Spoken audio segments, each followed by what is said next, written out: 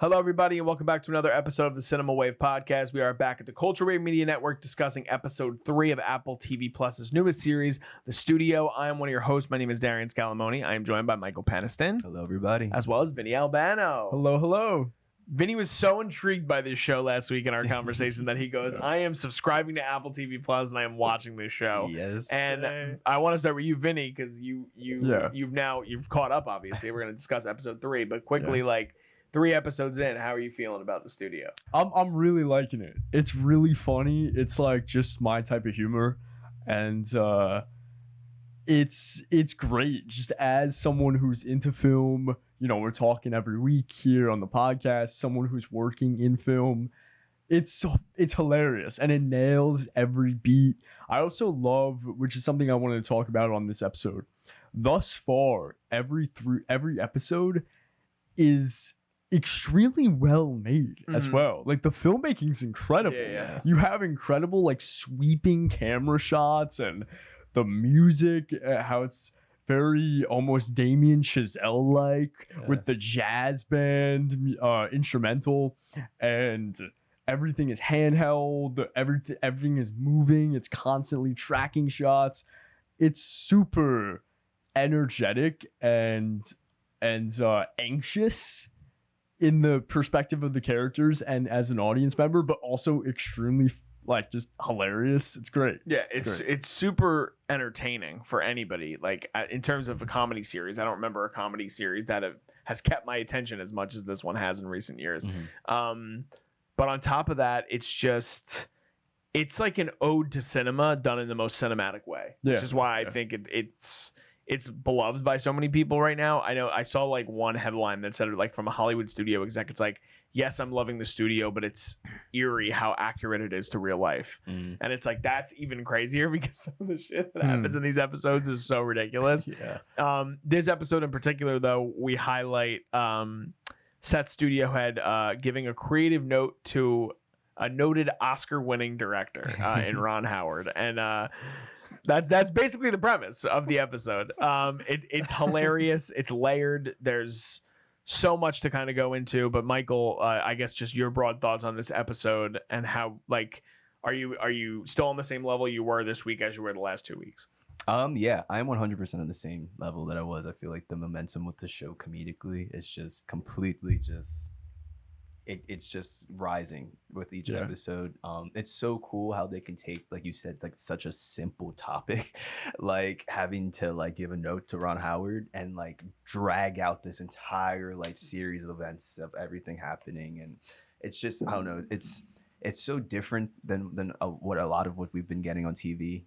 And like you said, it's very real. I mean, we're like loosely a part of this world. This is, you know, much more the that side of it, but it's just it's so chaotic and it's so real and it's so nice. And like you said, the way that they do like an ode to cinema while it being done so cinematically, and also tying in all of these like famous people of all different jobs in the industry. It's so impressive. Like, and you can clearly see that like you said, like the reaction that it's having with the people, you know, that really like it, just because like you're getting like big name people in the show for like little silly, or like, you know, I don't want to say silly roles, but like ultimately, like again, it's like such a silly topic that you'll have, but it's just, I don't know. So specifically with this episode, I just again, it's the momentum just carried through.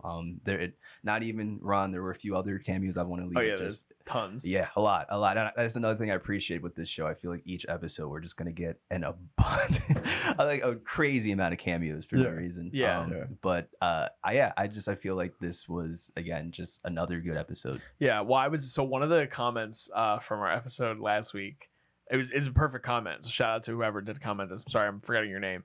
But I kept bringing up the comparisons to Entourage, and he was like, it's like as if Entourage was written by Curb Your Enthusiasm writers. Oh, and I'm like, wow. It totally is. Like Larry David's version of Entourage, like this is what it would be. And even the way like how neurotic Matt, the character Matt played by Seth Rogen, is, and his like quartet of creative people around him, like what a great comedic foursome between him, Ike, Chase, and Kathryn Hahn. Like, and you see it to the fullest extent in this episode where we open on, and it plays into what you were just talking about. Like, the beginning of the episode opens on them getting their final cut screening of Ron Howard's fictitious project, Alphabet City, led by Anthony Mackie and Dave Franco.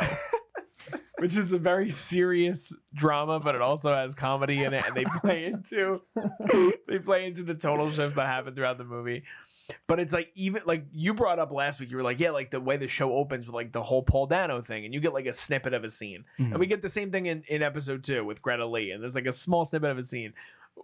They like filmed this shit, dude. Like they went out and they filmed like a good amount of scenes for a fake movie called Alphabet City with Anthony Mackie and Dave Franco, and it plays like it's real. It plays like it's also, but it's over exaggerated and it's satirical.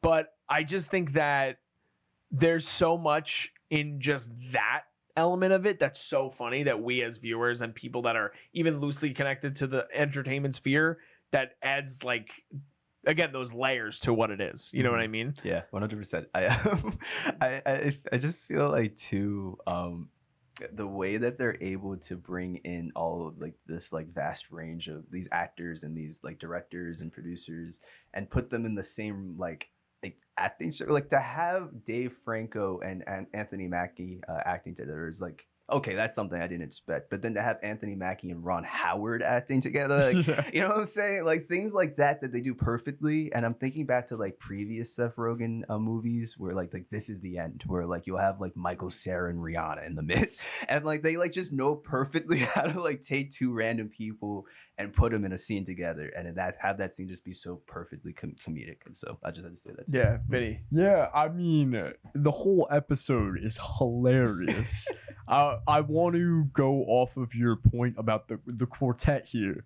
I love every actor. I mean, from Rogen to Kathryn Hahn, Ike Barinholtz, Sui Wonders. I love the moment with Sui Wonders where she tries to talk Ron Howard into cutting the last scene, and then Anthony Mackie's there, and she's like starstruck and like in love with Anthony Mackie. And it's just so funny to me. Same with Ike Barinholtz, where he pretends that his cousin's dead, and then he starts crying and when he goes back to Rogen's like, you don't have a dead cousin. And he's like, well, for a moment, I thought I did. We can't take this away from Ron. We couldn't take this away from Ron. He walks in the office. He goes, you know what it means when you just talk to somebody and they just have such a passion for something? He goes, yeah, I totally understand. What the fuck are you talking about? Like immediately, he's like, you don't have a dead cousin. Like, it's just the delivery is so great too. And the biggest thing for me is that, and I don't know a lot of Sui Wonders' work. I haven't seen a lot of her stuff, but I do think she's great in this episode. Like, this is the episode she had the most to do, I feel like. Yeah.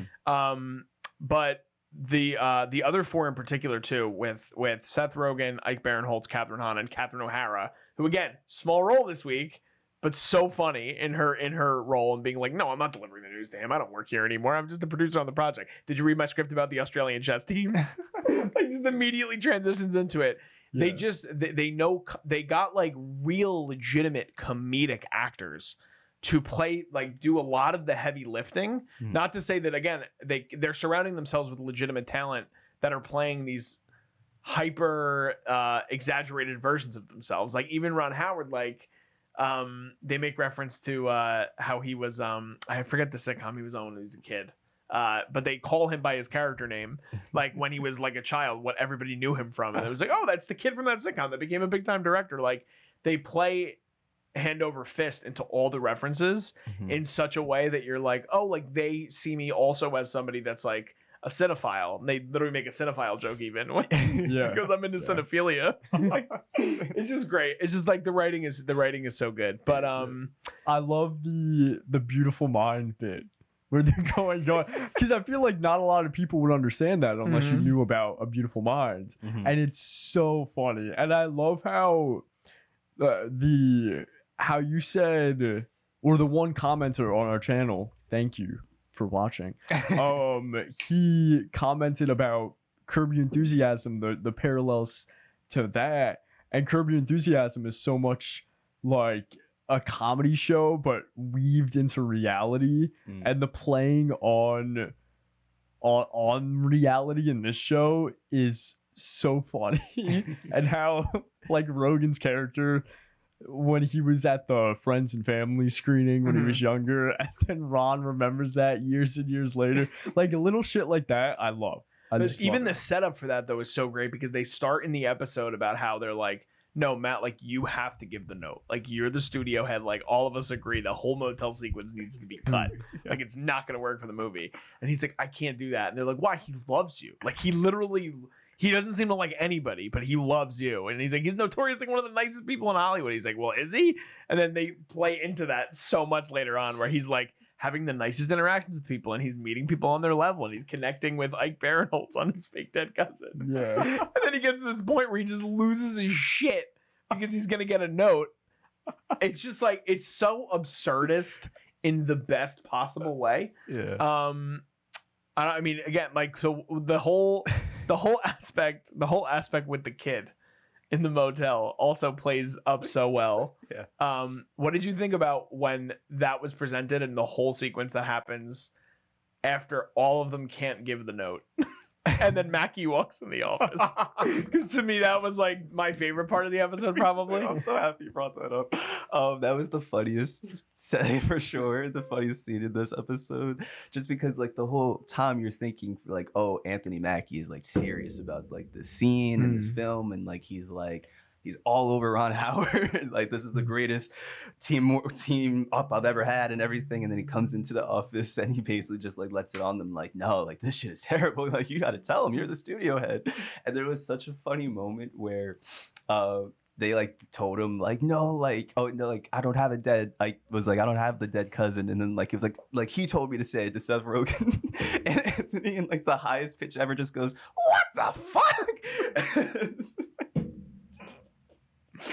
And it really took me out, but it was so funny to see again, like they're able to like bring like this comedic style, and everyone I honestly I never really thought Anthony Mackie was that funny, but like this is like a role where I'm like, dang, like this wow, he's hilarious. And yeah, and so with the scene itself, yeah, basically it built up to the point where it needed to go back on Matt, and so then you have like this beat where we're then back into this meeting where it all plays out, and Anthony Mackie, as if like this whole scene prior didn't happen, is like basically again all over Ron. It's just like almost like teasing Seth Rogen's character. It's just again, it's written so well. He has the line, Joel Cohen chuckled his fucking titties off. Yeah. It's just like, it's so insane, and that's why I think it works so well as a show. Like you have to be able to poke fun at yourself. Yeah. And I think that is what they're leaning into a lot with this. Like Seth Rogen has been in the industry for such a long time, and I think about just like Knocked Up came out, I think in like, or 40-Year-Old Virgin came out, I think in 2004. Mm-hmm. So that movie's like 21 years old, and I think he had done a couple things even before. Maybe wasn't he Donnie Darko? He wasn't Donnie Darko. So that was like 90. What was that? 97. And that was 2001. Actually. Oh shit! Was it really? Yeah. That was way later than I thought it was. Freaks and Geeks, he was in too. And that was 2000 maybe. So he's been in the industry for 25 years. Mm-hmm. And he's been through it. Like he's also had his peaks and valleys, right? Like he started in comedy, which is so much where his writing influence comes in. He obviously has like IP properties he cares deeply about. He's a producer and writer on The Boys. He's done Teenage Mutant Ninja Turtles now, but he's also appeared, and like it's cool to see how he gets certain people for certain things too. Like, what was there was one I was thinking of. Like he was in with the Paul Dano connection. The only reason I feel like he got that was because he did The Fabelmans with Paul Dano, which is a Spielberg movie. So he's worked with Spielberg before. I don't know off the top of my head if he's worked with Scorsese, but I know Jonah's obviously worked with Scorsese, and Seth is really great friends with Jonah Hill. So being able to bring in, like you said, like all these directors too, to play like the best versions of themselves, like super, super humorous versions of themselves, I just think is so great. And I'm excited to see kind of where they go with the rest of the season. I mean, it's going to keep getting crazier. Bryan Cranston is a character. We didn't get to talk about with you, Vinny, about Bryan Cranston's character, who we don't get in this episode. But Griffin as a character, what are your thoughts on him and kind of what came before this episode? Yeah, I want them to use him more because Bryan Cranston is a comedic actor. You know, with Malcolm in the Middle and so many other projects, it's like he knows how to do comedy. Don't get me wrong, he's an incredible dramatic actor, but he also knows how to do comedy better than most people in Hollywood. So I want to see more of him. The few little tidbits that we got from episodes 1 and 2 are hilarious. I love when they show him the Kool-Aid man like Animation, it's the best. and He's doing the Zay, right? We got you, brother. We got you, brother. We got you, sister. And that's so hilarious. And I love how he's like, oh, it's fun. And I love that, like, because obviously, like, we talked about this last week, but he's so well known at this point in his career, obviously, for playing Walter White. Like, but Bryan Cranston is so fucking funny, dude. I wasn't like, I didn't avidly watch Malcolm in the Middle when it was on TV, but I've gone back and seen like specific episodes just on television or whatever and seen like certain scenes with him. Dude, he's great at comedy. He's so good at comedy, and he is like hamming it up so much. And I agree. I would love to see more of his character. I think we obviously will see more. I think the show could probably go on for as long as like Entourage did. Like Entourage went for, I think it was 8 seasons. This show could easily do that. Easily, just because it's also, and Vinny, you kind of like said this before, it's so relevant. A lot of the jokes and like a lot of the little one-liners that they're made, like in like, I think it was episode 1, they like referenced like Once Upon a Time in Hollywood. Yes. And like, you know, like there's, even if it's like a little thing. Well, like the whole Barbie thing was. Oh yeah, so true. That's so big. Yeah, and they even bring up Greta and like her involvement with that from the director's standpoint. So it's like, as long as there's content coming out, there's something for them to be able to work off of. 100%. Yeah. 100%. Well, do you guys want to know what the premise of next week's episode is, or do you want it to be a surprise? Just the premise. I can give you the one line if you want. I'm gonna go in blind. You want to go in blind? I agree, because I think it's these episodes you don't know what's in. By the way, we do have, and I won't tell you, but we have some big cameos as well next week. So we'll get it every week. We'll get it every week, just like you said.